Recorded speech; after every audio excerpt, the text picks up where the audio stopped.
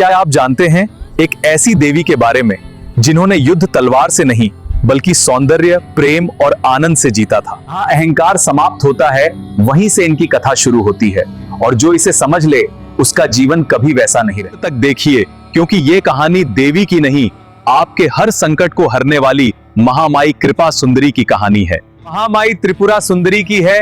अब हम अपनी कहानी पर चलते हैं, इसे पूरा देखो। त्रिपुर सुंदरी को षोडशी ललिता और राजराजेश्वरी भी कहा जाता है।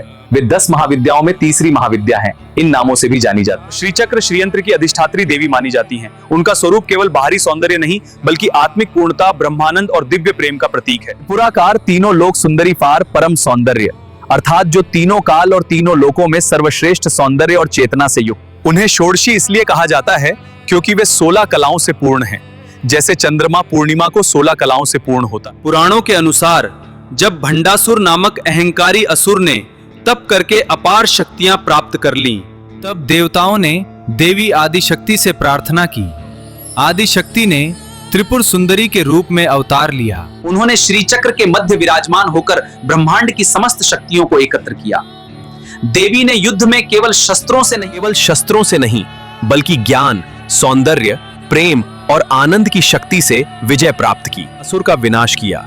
यह दर्शाता है कि अहंकार का नाश केवल बल से नहीं बल्कि चेतना की पूर्णता से होता है।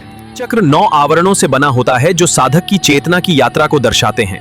बाह्य संसार से मन, बुद्धि, अहंकार को पार कर अंत में बिंदु तक जहां केवल ब्रह्मानंद शेष रहता है। त्रिपुर सुंदरी उसी बिंदु में विराजमान है। कमल पर विराजमान, 4 भुजाएं, पाश बंधन, अंकुश, नियंत्रण, धनुष, बाण, शस्त्र बताते हैं कि देवी मन को बांधती भी हैं और मुक्त। का सौंदर्य इतना दिव्य है कि स्वयं कामदेव भी उनसे उत्पन्न माने जाते हैं।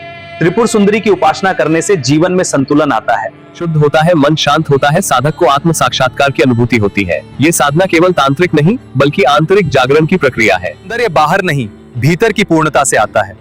जब मन, भावना और आत्मा एक हो जाते हैं तभी सच्चा आनंद प्रकट होता है। ये रहस्यमयी कथा आपको कैसी लगी? यदि इस कथा ने आपके मन को छुआ हो तो लाइक करें, शेयर करें और ऐसी ही दिव्य व गूढ़ कथाएं जानने के लिए हमारे चैनल को सब्सक्राइब करें। चैनल को फॉलो और सब्सक्राइब जरूर करें। कमेंट में अपनी राय अवश्य लिखें। आपको देवी त्रिपुर सुंदरी का कौन सा संदेश सबसे अधिक प्रेरणादायक लगा? धन्यवाद। जय मां त्रिपुर सुंदरी।